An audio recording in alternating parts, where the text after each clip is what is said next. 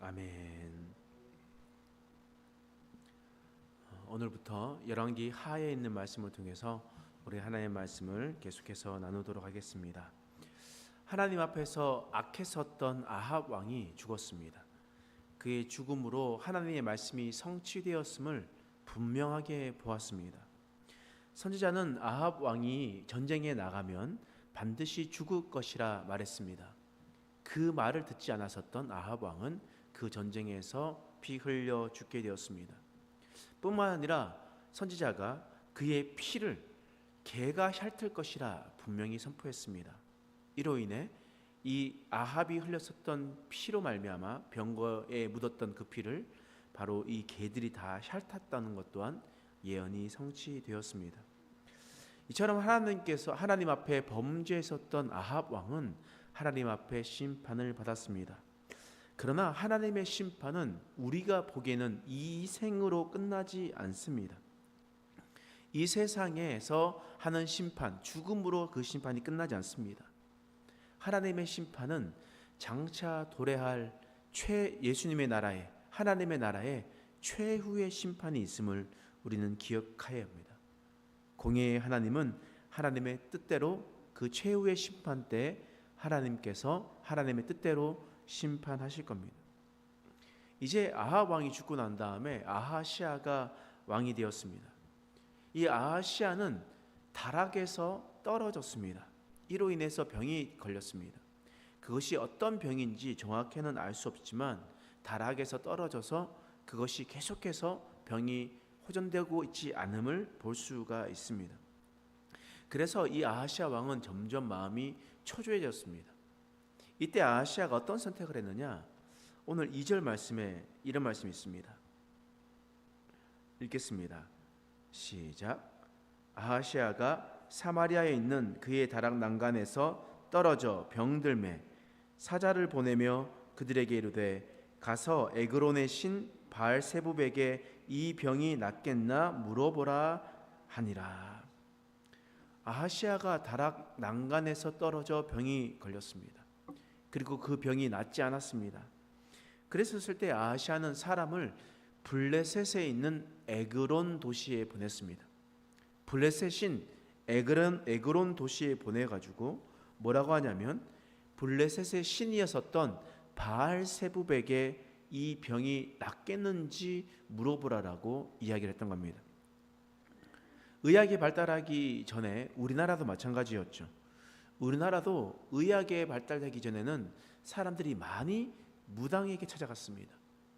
무당에게 찾아가서 이 병이 낫겠는지 낫지 않는지를 물어보면서 굿도하고 여러 가지 행동들을 하게 되었습니다. 아하시아도 마찬가지였어요.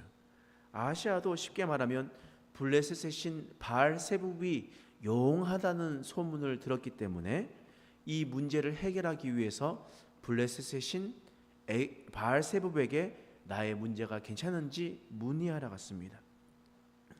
여러분, 이러한 내용을, 이러한 모습을 하나님께서 어떻게 평가하시겠습니까? 이러한 상황을 하나님께서 뭐라고 말씀하시겠습니까? 여러분, 열왕기 하 1장 3절에서 4절 말씀 읽어보겠습니다. 시작. 여호와의 사자가 디제 사람 엘리야에게 이르되 너는 일어나 올라가서 사마리아 왕의 사자를 만나 그에게 이르기를 이스라엘의 하나님이 없어서 너희가 에그론의 신 바알세붑에게 물으러 가느냐? 그러므로 여호와의 말씀이 내가 올라간 침상에서 내려오지 못할지라 내가 반드시 죽으리라 하셨다 하라. 엘리야가 이에 가니라. 하나님은 아하시아의 모습을 악하다고 판단하셨습니다. 하나님은 하나님께 묻지 않고 블레셋의 신 에그론에게 묻는 아하시아를 보고 진노하셨습니다. 그리고 엘리야를 보냈어요. 그리고 심판의 메시지를 선포하였습니다. 여러분, 하나님께서 심판의 메시지를 선포한다라는 것은 어떤 의미겠습니까? 하나님의 심판의 메시지는 이중적인 의미가 있습니다. 크게 두 가지 의미가 있다는 의미입니다. 그게 무슨 말이냐면 하나님은 어떤 분이십니까? 하나님은 공의와 사랑의 하나님이에요. 하나님께서 한 말씀 하셔도 하나님은 공의의 하나님이시고 사랑의 하나님이시기도 하다라는 의미입니다. 여러분, 공의의 하나님은 어떻게 하셔야 됩니까? 이 죄에 대해서는 반드시 심판하셔야 하는 분이시죠. 그런데 하나님은 또한 사랑의 하나님이시기도 합니다. 하나님은 그 죄에서 돌이키고 하나님 앞에 회개하고 돌이키면 그 죄를 용서하시겠다는 의미입니다. 수많은 예언자들의 선포 메시지가 한결같습니다. 하나님의 메시지가 한결같아요. 심판의 메시지, 무서운 심판의 메시지를 선포하지만 그것으로 하나님은 반드시 무조건 심판하겠다라는 의미가 아닙니다. 내가 너희에게 심판의 메시지를 선포하지만 너희가 만약 회개하고 돌이키면 내가 너희를 용서하겠다. 그러나 너희가 회개하고 돌이키지 않으면 내가 반드시 심판하겠다라는 하나님의 메시지였습니다. 그 메시지를 아하시아가 들었습니다. 그때 아하시아 왕은 어떤 선택을 하겠습니까? 오늘 7절 말씀 한번 보겠습니다. 읽겠습니다. 시작. 왕이 그들에게 이르되 올라와서 너희를 만나 이 말을 너희에게 한 그 사람은 어떤 사람이더냐. 심판의 메시지를 받았었을 때 이 아하시아 왕은 회개하지 않았습니다. 그가 궁금했었던 것은 도대체 누가 그런 말을 했냐는 겁니다. 누가 그런 말을 해서 내 마음을 불편하게 했냐는 거예요. 너희는 당장 가서 엘리야를 잡아오라고 했습니다.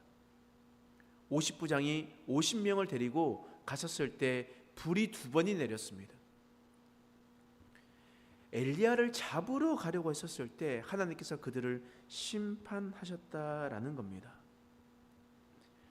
여러분, 아하시아는 회개할 생각이 없었습니다. 그냥 그를 잡아서 내 심기를 불편하게 했었던 그를 심판하려고 스스로 자기가 징계하려고 했었던 것 뿐이었습니다. 결과가 어떻게 되었습니까? 17절 말씀입니다. 읽겠습니다. 시작. 왕이 엘리야가 전한 여호와의 말씀대로 죽고 그가 아들이 없으므로 여호람이 그를 대신하여 왕이 되니 유다 왕 여호사밧의 아들 여호람의 둘째 해였더라. 왕이 회개하지 않고 그는 또 말씀대로 여호와의 말씀대로 죽음을 당하게 되었습니다. 하나님께서 심판의 메시지를 선포했다라는 것은 곧 회개하고 돌이키라라는 하나님의 사랑의 메시지입니다. 그러나 그는 그렇게 하지 않았습니다. 여러분, 아하시아의 가장 큰 문제가 뭐였습니까? 하나님이 계심에도 불구하고 하나님을 찾지 않고 다른 것들을 의지하며 살았기 때문입니다. 그 문제를 하나님께 묻지 않고 블레셋의 신 바알세붑에게 물었기 때문이었습니다. 우리도 마찬가지죠. 우리의 인생에도 수많은 문제들이 발생합니다. 그래서 우리 주위에는 항상 문제들로 가득 차 있습니다. 그러면 우리는 그 문제를 어떻게 해야 되겠습니까? 어떻게 행동해야 되겠습니까? 바로 이 문제를 가지고 하나님께 가지고 나가는 것이 너무나 중요한 겁니다. 문제가 있는데 그 문제를 어떻게 풀 것인가? 누구에게 가지고 나갈 것인가? 그것이 우리에게 너무나 중요하다라는 것을 오늘 본문의 말씀을 통해서 우리에게 말씀하고 있는 겁니다. 아하시아 왕은 큰 문제를 가지고 하나님께 가지고 나와야 했습니다. 그리고 하나님께 나와 엎드려야 했습니다. 뿐만 아니라 자신의 잘못을 하나님께서 깨닫게 해 주셨다면 하나님 앞에 회개해야 했습니다. 돌아서야 했습니다. 그러나 그는 그렇게 행동하지 못했습니다. 그러면 우리는 우리의 모든 문제를 어떻게 풀어가고 있습니까?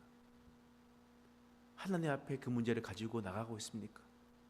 또 우리가 혹 잘못했을 때 하나님 앞에 회개하며 우리의 삶을 돌이키고 있습니까? 그렇게 했었을 때 하나님께서 우리에게 은혜를 베풀어 주실 겁니다. 그러나 그렇지 않았을 때 아합과 같이, 아하시아와 같이 하나님의 심판의 칼날은 바로 우리 앞에 있다라는 것을 기억하고 오직 하나님만을 붙들며 살아가는 저와 여러분 되시길 간절히 축원합니다. 기도하겠습니다. 하나님, 우리의 말씀을 통하여 우리를 깨닫게 하시니 감사합니다. 아하시아는 하나님을 의지하지 않고 다른 것들을 의지했습니다. 아하시아는 하나님의 자니친 앞에 하나님의 잘못을 깨달았지만 하나님 앞에 회개하지 않고 돌이키지 않았습니다.